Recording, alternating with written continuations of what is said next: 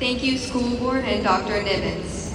Now I introduce to you a good friend of mine, and amazingly, your class of 2025 valedictorian, Alnar Releno.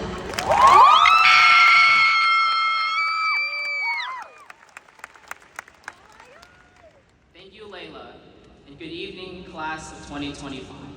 Before I subject you to my speech, there are a few people I would like to go out of my way to thank. First and foremost is my family.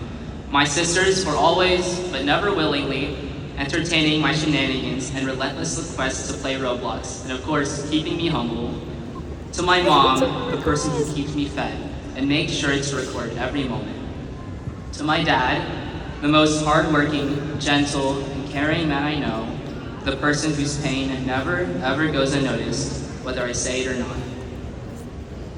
To my best friend Ethan and his parents, my day ones who pushed me out of my reluctant mindset to not go to swim practice. To my lunch table and art table, Andriana, Mehek, Jackson, Rachel, Lyanne, Sarah, and Lizzie for staying by my side this year. To all of my friends who I simply don't have the time to name today, for over the past 18 years that have shaped me into the kid standing before you today. To my teachers, Mr. Ferris, Mr. Hawking, Miss Rowe, Miss Brantley, Coach Bolger, Coach Burnley, Miss Kerr, and Miss Rideau, who never fail to give their students everything they have.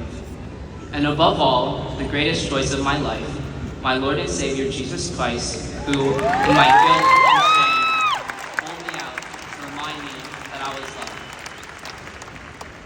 When I was making this speech, drafting papers, binge watching Matthew McConaughey's life-inspiring speeches, I stumbled upon a note I had left for myself back in 2023.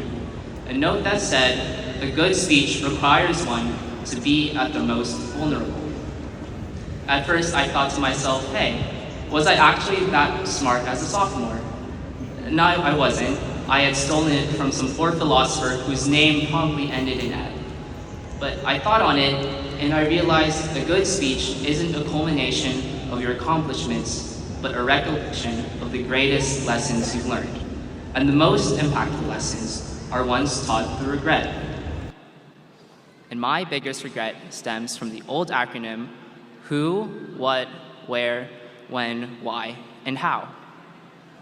I always thought to myself, why couldn't they have kept it as all W's and H just messes it all up? But that how has caused my greatest setbacks. When we go through our lives, chase goals and dreams, the who, what, where, when, and why take charge. We say, let's go, we should do that, we should do whatever it is, but moments later, that how comes into perspective. We think to ourselves, how will we do it better than this one person? How will we have the time? How will we have the money? How will people think of me? And before you know it, that fleeting moment of aspiration is gone. For me, that how stopped me from doing the brave thing. It stopped me from telling people how much I care. And it stopped me from feeling as proud of my accomplishments and myself because I had never pursued what I loved. And it fueled my greatest regrets because I could never engage when it truly mattered. And I've seen it over and over and over again in my friends, peers, family, and everyone I've ever met, that they give up on themselves because they think the how is too much. It's too difficult. Now, over the past year, taking a step back from the hustle and bustle of doing grades, I realized that the how isn't the important part to focus on. It's the 5 W's that are the real drivers of your life. The who is your family, it's your friends along the way and the stranger you're eventually going to meet down the road.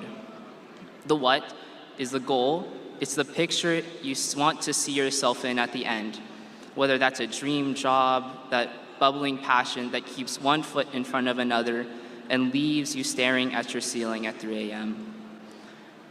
The where is the place. It's the scene of the moment as you take it all in, that new experience that you'll never get back. The when is the time, the present you have now, and the gift God has given us to make us realize that the pain and hardship are all worth it. And of course, the why. The why is the reason for it all. It's the who, what, and where that give the why substance. It's the why that drives every action that you ever take. And before I leave, promise me this, the Dr. Thomas E. Randle 2025 graduating class, my friends, and all the people who I've ever met, I want you to change that H into a D. D as in do. D as in don't be afraid. D as in don't hold yourself back. D as in do love everyone with what you have. Look to your left, your right, hug that person and sit down with them because you never know when it may be your last time with them. Do be kind to everyone you meet, nice or not. Do have compassion, as you never know what someone is going through. And this is because life only starts when you negate the how and start doing.